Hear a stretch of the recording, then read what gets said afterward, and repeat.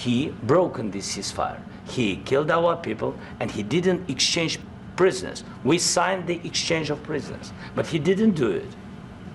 What kind of diplomacy, JD, you are speaking about? What do you mean?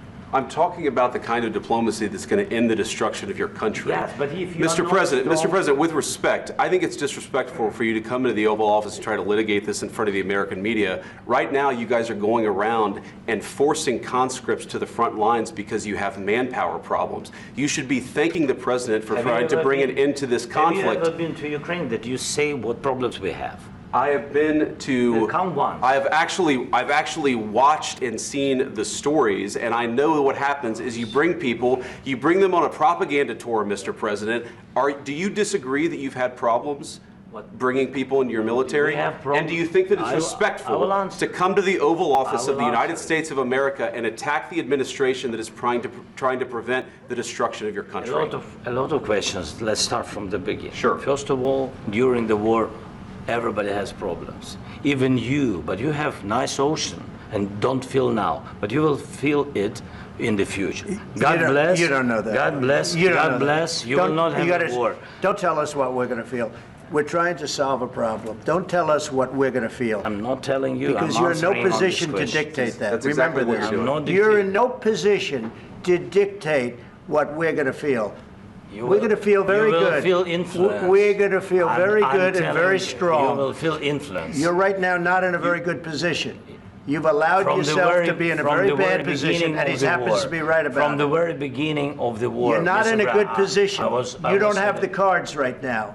With us, you start having cards. I'm not playing cards. Right now, you don't. You're playing cards. Mr. President. You're playing cards. Serious. You're gambling with the lives of millions of people. You're gambling with World War III. You're gambling with World War III. And what you're doing is very disrespectful to the country, this country. That's back to you. Far more than a lot of people said they should have. Have you said thank you once? This entire meeting? No, in this entire meeting, have you said thank you? You went to Pennsylvania and campaigned for the opposition in October. Offer some words of appreciation for the United States of America and the president who's trying to save your country. Please, you think that if you will speak very loudly about the war, He's not speaking loudly. He's not speaking loudly. Your country is in big trouble. Can I answer? Wait a minute. No. You've done a lot of talking. Your country is in big trouble. I know. You're not winning. You're not winning this. You have a damn good chance of coming out okay because of us. Mr. President, we are staying in our country, staying strong from the very beginning of the war. We've been alone, and we are thankful. I said thanks you haven't in been this alone. cabinet, you and haven't not been only alone. in this cabinet. We gave you, through this stupid president, $350 billion.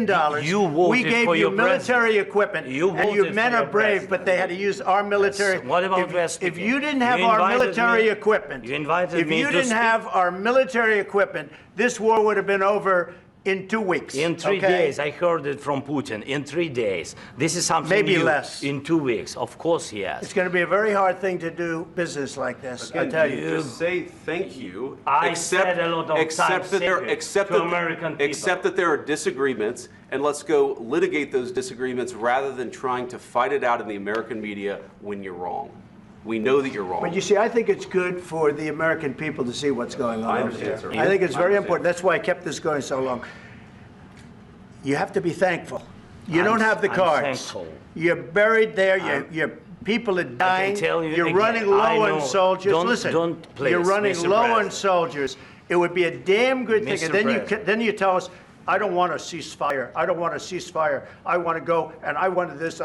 Look, if you could get a ceasefire right now, I tell you, you take it so the bullets stop flying and your men stop getting killed. Of course, we want to stop the war. But you're saying you don't want a ceasefire. But I said to you, I want a ceasefire. With guarantees. Because you'll get a ceasefire faster than an agreement. Ask our people. And your people are very brave.